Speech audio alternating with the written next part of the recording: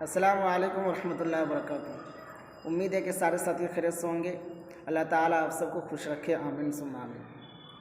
میرے محترم، پرسوں کی ویڈیوز میں سلطان صلاح الدین ایوبی رحمۃ اللہ علیہ کے بارے میں مختصر انداز میں نے اس موضوع پر رکھا تھا کہ سلطان صلاح الدین ایوبی رحمۃ اللہ علیہ کے کارنامے بیت المقدس کی نسبت سے کیا تھی، لیکن ان سے پہلے جو بادشاہت جس نے کی ہے اور بیت المقدس کے لیے وہ کیا کیے، ان کی تاریخ کیا ہے، جن کو ہم لوگ سلطان نور الدین زنگی رحمۃ اللہ علیہ کے نام سے جانتے ہیں۔ یہ بھی ایک ایسی شخصیت ہے جن کی تاریخ اتنی قدیم اور اتنی بہترین اور اتنے انصاف پرور اور اتنے امانت دار حکومت کرنے والا کہ یقیناً آج اگر ان کی تاریخ کے مطابق اور ان کی صفت پر اگر عمل کر لیا جائے تو یقیناً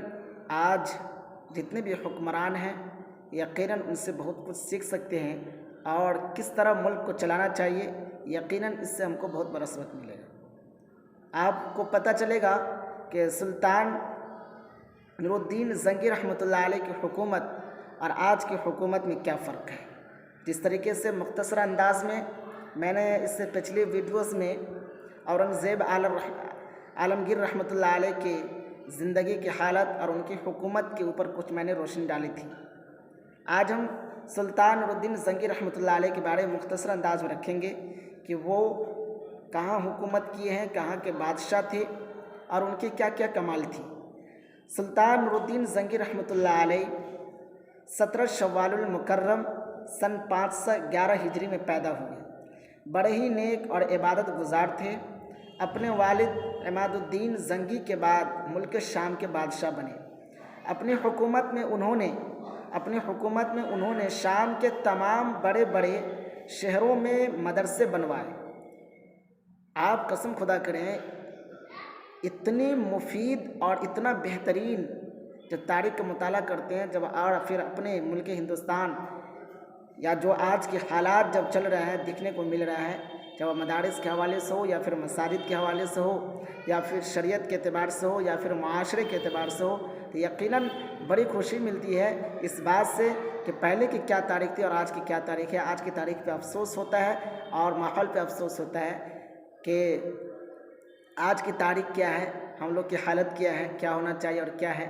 اور ہمارے بڑے بزرگ اور ہمارے بڑے ہستی وہ کیا تھے اور ہم سب کے لیے کیا کر کے گئے، کیا پیغام دے کر گئے۔ تو اپنے والد عماد الدین زنگی کے بعد ملک شام کے بادشاہ بنے۔ اپنی حکومت میں انہوں نے شام کے تمام بڑے بڑے شہروں میں مدرسے بنوائے۔ علماء اور اہل دین کی بہت تعظیم کرتے تھے، صدقات و خیرات بھی خوب کرتے تھے، بڑے امانت میں دیندار تھے،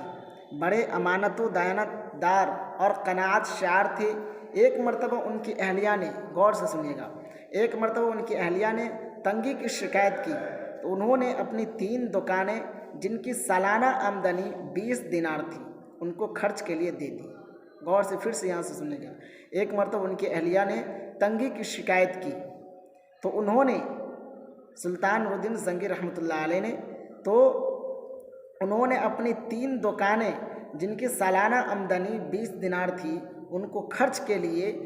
کرنے کے لیے اپنی بیوی کو دے دی۔ جب بیوی نے اس کو کم سمجھا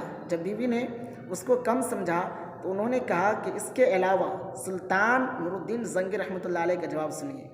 جب ان کی بیوی نے اس کو کم سمجھا تو انہوں نے کہا کہ اس کے علاوہ میرے پاس کچھ نہیں ہے، اور جو کچھ تم میرے پاس دیکھتی ہو وہ سب مسلمانوں کا ہے، میں تو محض سلطان نور الدین زنگی رحمۃ اللہ علیہ کہہ رہے اپنے بارے میں، میں تو محض خزانچی ہوں، میں تمہاری خاطر اس امانت میں خیانت کر کے جہنم میں جانا نہیں چاہتا۔ ان کی سب سے بڑی آرزو بیت المقدس کو فتح کرنا تھا، مگر ان کی تمنا پوری نہیں ہو سکی، اور وہ सन 569 हिजरी में उनका इंतकाल हो गया। इन्ना लिल्लाहि व इन्ना इलैहि राजिऊन। लेकिन बैतुल मक़दिस को उनके सिपा सलार सुल्तान सलाहुद्दीन अय्यूबी रहमतुल्लाह अलैह ने सन 583 हिजरी में फ़तह कर लिया, जिसके ऊपर मैंने परसों बात किया था, पिछले वीडियोस में बात किया था कि उनकी आरज़ू पूरी नहीं हो सकी और वो 569 हिजरी में उनका इंतकाल हो गया। इन्ना लिल्लाहि व इन्ना इलैहि राजिऊन। लेकिन बैतुल मक़दिस को उनके सिपा सलार सुल्तान सलाहुद्दीन अय्यूबी रहमतुल्लाह अलैह ने सन 583 हिजरी में फ़तह कर लिया। इब्ने असीर लिखते हैं कि खुलफा राशिदीन और उमर इब्न अब्दुल अज़ीज़ के बाद नूरुद्दीन ज़ंगी रहमतुल्लाह अलैह से बेहतर सीरत और उनसे ज़्यादा आदिल इंसान मेरे नज़र से कोई नहीं गुज़रा। तो ये थे मुख्तसर अंदाज में सुल्तान नूरुद्दीन ज़ंगी रहमतुल्लाह अलैह की तारीख़, जो हमारे लिए कसम खुदा करें इतना अहम पैगाम और इतनी हिम्मत अफजाई की ये तारीख़ है और उनके ऐसे ऐसे कारनामे हैं कि यकीनन अगर हम लोग उनकी तारीख़ का मुताला करेंगे तो आज जो हालात हैं यकीनन और उस पर अमल करेंगे तो यकीनन अपने हालात को सुधार सकते हैं। और सबसे बड़ी बात होती है कि कोई भी काम हो तो सबसे पहली बात अल्लाह का खौफ, अल्लाह का डर और अपने अंदर तकवा परहेज़गारी, जब ये सारी चीज़ इंसान के अंदर पैदा हो जाती है तो यकीनन वो दीन की खिदमत के लिए हर चीज़ करने के लिए कुर्बान हो जाता है। जिस तरीके से सुल्तान नूरुद्दीन ज़ंगी रहमतुल्लाह अलैह की अहलिया यानी उनकी बीवी ने एक मरतबा ख्वाहिश की कि मुझे इतना रुपया चाहिए, लेकिन उनके पास जो कुछ था सब दे दिया। जब उनकी बीवी ने फिर उनको इनकार किया, यानी कम के बारे में इनकार किया कि ये कम है, इतना नहीं होने वाला है, तो सुल्तान नूरुद्दीन ज़ंगी रहमतुल्लाह अलैह इतना अच्छा मैसेज और इतना अच्छा पैगाम दिया यहाँ से कि इसके अलावा मेरे पास कुछ नहीं है और जो कुछ तुम देखती हो मेरे पास, यानी जो आवाम का पैसा है, मुल्क जैसे हुकूमत के पास जो पैसा रहता है या उनके पास जितनी भी माल व दौलत है ये सब आवाम का है। मसलन हमारे हिंदुस्तान जिस मुल्क से जो भी ताल्लुक़ रखता है, तो जैसे हमारे मुल्क हिंदुस्तान में जो हमारी हुकूमत है तो उनके पास जितनी भी माल व दौलत है या जितने भी उनके पास माल है या फिर जिस चीज़ की वो निगरानी में है तो वो सब उनका नहीं है, ये सब आवाम का पैसा होता है। जितने भी आवाम उस मुल्क में है सब का आवाम का है। इसी तरीके से सुल्तान नूरुद्दीन ज़ंगी रहमतुल्लाह अलैह अपनी बीवी से कहते हैं कि ये इसके अलावा यानी 3 दुकान के जितनी माल थे 20 दिनार उनको देने के बाद जो देखी वो उनकी बीवी जो देखी तो वो बोले कि इनके अलावा जो तुम देखती हो ये सब मेरा नहीं है, ये सब मुसलमानों का है यानी आवाम का है। तो लिहाजा आवाम का पैसा है तो ये उनका पैसा है, इसकी हिफाजत करने वाला सिर्फ मैं हूँ यानी ख़जानची हूँ, इनका मैं सिर्फ अमीन हूँ, सिर्फ हम इनकी देखभाल करने के लिए हूँ और अमानत में हम ख़यानत नहीं कर सकते हैं क्योंकि मुझे जहन्नम में जाना नहीं है। तो आप इससे अंदाज़ा लगा सकते हैं कि वो कितनी बड़ी शख्सियत थी और कैसी वो हुकूमत करते थे कि उनकी हुक्मरानी पर सभी को फ़ख्र है। दुआ कीजिए अल्लाह रब्बुल इज़्ज़त हमारे मुल्क में जो भी हुकूमत करेंगे उनके वो अच्छे अंदाज में हुकूमत करने की अल्लाह ताला हिदायत नसीब फरमाए, उनको तौफ़ीक़ अता फरमाए और खूब मेहनत से